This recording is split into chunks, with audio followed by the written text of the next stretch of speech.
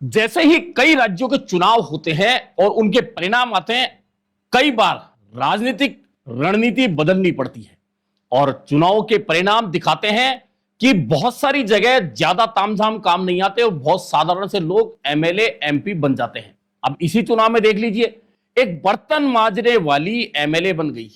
एक नेता का ड्राइवर एमएलए बन गया। तो ऐसे में एक चीज समझ में आती है कि अगर साधारण राजनीति को आगे बढ़ाएंगे तो सफलता के ज्यादा चांस बनते हैं किसी भी पार्टी के। और यही कारण है कि अब कांग्रेस अपनी रणनीति बदलने के लिए मजबूर हो चुकी है। और रणनीति इसलिए बदलना जरूरी है कि 2027 जो साल आने वाला है उसके अंदर बहुत महत्वपूर्ण राज्यों में चुनाव होने वाले हैं। उनमें उत्तर प्रदेश में चुनाव होना है, पंजाब में चुनाव होना है, गुजरात में चुनाव होना है, गोवा में चुनाव होना है, मणिपुर में चुनाव होना है। यानी कि 7 राज्यों में जब चुनाव होंगे, वे चुनाव कितने महत्वपूर्ण हैं। और चूंकि अभी भाजपा तो चारों तरफ जीतती आ रही है और कांग्रेस को बड़ी मुश्किल से बीच में ये केरल की जीत मिली है, ऐसे में अब जो बाकी राज्य बचे हैं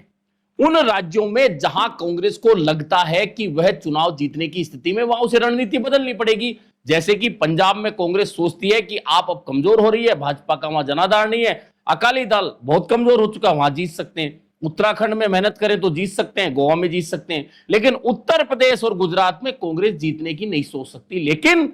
राजस्थान में 2028 में चुनाव होने हैं और राजस्थान के अंदर जब चुनाव होंगे तो अभी तो कांग्रेस को बहुत आसान लग रहा है कि भाजपा भी कुछ काम कर नहीं रही। मुख्यमंत्री भजनलाल शर्मा पर्ची से बने हैं, बीजेपी के अंदर सिर्फ उठावल है, अंतरकलह है और इसका फायदा कांग्रेस को मिलेगा। लेकिन क्या यह इतना आसान है? क्योंकि अभी जो 5 राज्यों के चुनाव परिणाम आए उन्होंने दिखा दिया है कि किसी पार्टी में अंदर कितनी भी सिर्फ उठावल हो, लेकिन उसको हराया जाना इतना आसान भी नहीं होता बिना रणनीति बनाए। ऐसे में अब राजस्थान प्रदेश कांग्रेस अपनी रणनीति बदलने को तैयार है और तैयार ही नहीं है बल्कि पिछले 6 महीने से इस पर काम करना शुरू भी कर दिया है। और उस रणनीति के तहत अब साधारण और नए लोगों को मौका देने की रणनीति कांग्रेस ने बना दी है, राजस्थान में उसे अप्लाई कर दिया है। और जो नए लोग जिन्हें अभी मौका दिया जा रहा है काम करने का, अगर उनमें से कुछ लोग अच्छा काम करके अपनी प्रतिभा दिखा देंगे तो हो सकता है कि उनमें से उठा के कुछ लोगों को विधानसभा का टिकट मिल जाए और वे विधायक बनकर विधानसभा में बैठ जाएं। वैसे भी राजस्थान विधानसभा का एक इतिहास है, नहीं पता है तो आप देख लीजिए और आंकड़े आपको बता देंगे कि राजस्थान विधानसभा में हर बार चुनाव जब होते हैं तो 70 से 75 नए चेहरे, यानी कि 70 से 75%, यानी कि 130 से 150 तक नए विधायक चुनकर आते हैं। या तो पहले हारा हुआ है वह मेहनत करता है तो 5 साल बाद चुनकर आ जाता है, या नए लोगों को टिकट दिया जाता है तो वे चुनकर आ जाते हैं। यानी कि नए लोगों को जनता पसंद करती है। इसका एक बहुत बड़ा कारण है कि सरकार में जो लोग होते हैं उनके खिलाफ एंटी इनकम्बेंसी होती है 5 साल की। अगर उनमें चेहरे बदल दिए जाते हैं, नए को मौका दिया जाता है तो एंटी इनकम्बेंसी के चांस तो होते हैं लेकिन परसेंट घट जाता है और उसमें जीतने की संभावना बढ़ जाती है। यही कारण है कि राजस्थान प्रदेश कांग्रेस के अध्यक्ष गोविंद सिंह डोटासरा ने रणनीति बदलते हुए अब नए लोगों को मौका देना शुरू कर दिया है। और नए लोगों को मौका देते हुए 200 विधानसभा क्षेत्रों में पिछले दिनों प्रभारी बनाए गए थे। उनमें से जिन लोगों ने अच्छा काम किया उन्हें प्रदेश कांग्रेस के संगठन में मौका दे दिया। अब फिर पिछले महीने उन 200 लोगों में से जो लोग अच्छा काम नहीं कर रहे थे उन्हें हटाकर उनकी जगह नया मौका दे दिया और 200 नए प्रभारी बनाकर फिर 200 विधानसभा क्षेत्रों में भेज दिया कि आप वहां जाइए, लोगों से मिलिए, संगठन के लोगों से मिलिए, आम लोगों से मिलिए, वहां क्या समस्या है, सरकार के प्रति कैसा माहौल है, कांग्रेस के प्रति लोग कैसा सोचते हैं, तीसरी पार्टी के प्रति कैसा सोचते हैं, ये तमाम बातें लेकर आइए और ये बताइए कि उस विधानसभा क्षेत्र में पार्टी कैसे लगातार जीत सकती है, जीती हुई है तो भी और मजबूत कैसे हो सकती है, हारी हुई है तो वहां कैसे जीत सकती है। ये तमाम टास्क देकर प्रदेश कांग्रेस के अध्यक्ष गोविंद सिंह डोटासरा ने 200 लोगों को, नयों को मौका दिया है। और प्रदेश कांग्रेस के अध्यक्ष गोविंद सिंह डोटासरा का बहुत स्पष्ट कहना है कि चुनाव जीतने के लिए जमीन पर काम तो करना ही होगा और जमीन पर कोई काम नहीं करेगा तो फिर वह भूल जाए कि उसे टिकट भी मिलेगा या टिकट मिल गया तो वह चुनाव जीतेगा। दरअसल कांग्रेस का जो कल्चर है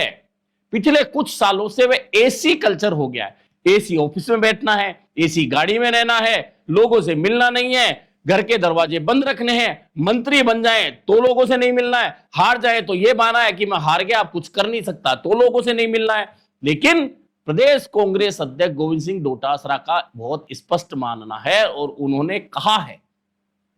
कि हमने 200 लोगों को इसलिए नए लोगों को मौका दिया है ताकि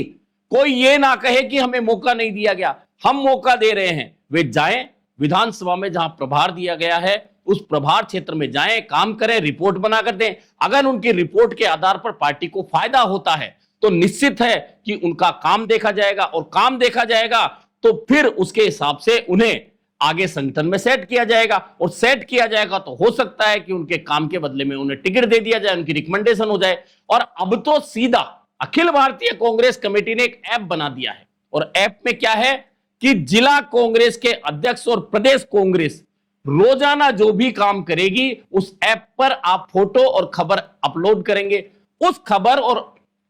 फोटो के आधार पर एआईसीसी की ओर से रैंकिंग दी जाएगी, कौन सा जिला किस रैंक पर चल रहा है, कौन सा नेता किस रैंक पर चल रहा है, कौन सा नेता अच्छा काम कर रहा है, कौन सा नेता काम नहीं कर रहा है। ये तमाम रिपोर्ट अखिल भारतीय कांग्रेस कमेटी को रोजाना अपलोड होने लगी तो तमाम नेता भी अपलोड हो गए। इस कारण हो गए कि अब तक वे घर बैठते थे, लेकिन अब गर्मी सर्दी बरसात हो, अगर आप काम नहीं करेंगे, अगर आप लोगों के बीच नहीं जाएंगे, अगर आप लोगों से नहीं मिलेंगे, आप संगठन के कार्यक्रमों में नहीं आएंगे, आप संगठन का काम नहीं करेंगे, तो फिर भूल जाइए कि आपको संगठन में मौका मिलेगा, या आपको विधानसभा में टिकट मिल सकता है, या पंचायत का टिकट मिल सकता है, या निगम का टिकट मिल सकता है। भूल जाइए, क्योंकि अब इस अपलोडिंग का सीधा सीधा एक तरीका यह अपनाया है कि आपकी गतिविधियां रोज कांग्रेस देखेगी, अखिल भारतीय कांग्रेस देखेगी। वहां जिस व्यक्ति को जिम्मेदारी दी है वह प्रभारी को बताएगा, प्रभारी फिर आगे रिपोर्ट करेगा। ऐसे में तमाम नेताओं का एक रिपोर्ट कार्ड तैयार होगा, और इस रिपोर्ट कार्ड के आधार पर ही आगे आपकी परफॉर्मेंस देखी जाएगी, और उस परफॉर्मेंस के आधार पर ही आपको पद मिलेगा या टिकट मिलेगा। ऐसे में ज्यादातर नेता जो सोचते थे कि हम बड़े नेताओं की चक्कर लगाकर, बड़े नेताओं की सिफारिश से संगठन में भी आ जाएंगे, टिकट भी ले लेंगे, तो अब यह संभव नहीं होगा। और यही कारण है कि जब संगठन सृजन अभियान चला, उसके जरिए कांग्रेस ने पूरे देश के अलग अलग राज्यों से एक डेटा इकट्ठा करा, और डेटा इकट्ठा करने का कारण यह है कि उस डेटा के आधार पर किसी भी नेता के बारे में cross checking Akhil Bharatiya Congress committee या प्रदेश कांग्रेस कमेटी डायरेक्ट करेगी। और नेता अगर कहता है सीधा बड़े नेताओं को आकर कि मैं बहुत काम कर रहा हूं, यहां कर रहा हूं, ये कर रहा हूं, लेकिन अगर क्रॉस चेकिंग में लोगों ने कहा कि नहीं, ना तो ये दिखता है, ना कोई काम करता है, ना लोगों को सुनता है, लोगों से मिलता है, तो फिर उस नेता की रैंकिंग घट जाएगी और यह समस्या हो जाएगी। दरअसल इसी रैंकिंग और इसी तरीके से